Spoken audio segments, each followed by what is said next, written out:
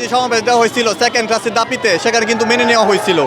আর তারপর কিন্তু বিগত দিনের সরকার কিন্তু অনেক দাবি মানে নাই, কুঠা মানে নাই, এমন কিন্তু করার কারণে কিন্তু সরকারের উচ্ছেদ তো জানেন নেই।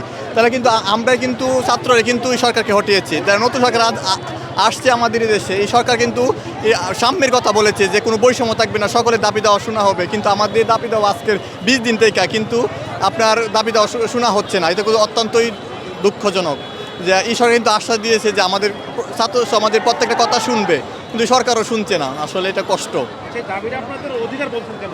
এটা আমাদের ন্যায্য অধিকার। আমরা আপনার এসএসসি পড়ার পর আমরা 3 বছর কোর্স করছি এবং এখানে আপনার প্রেজেন্টেশন করছি, আমরা প্র্যাকটিক্যাল করছি, আপনার ভর্তি পরীক্ষার মাধ্যমে আমরা গেছি। তাহলে আবার আমরা একটা করি আপনার যে লাইসেন্স পরীক্ষা, আবার তারপর আমরা 6 মাস করি, প্র্যাকটিস করি। তাহলে এটা আমাদের ন্যায্য দাবি না? এটা আমরা 3 বছর তো আমরা করছি।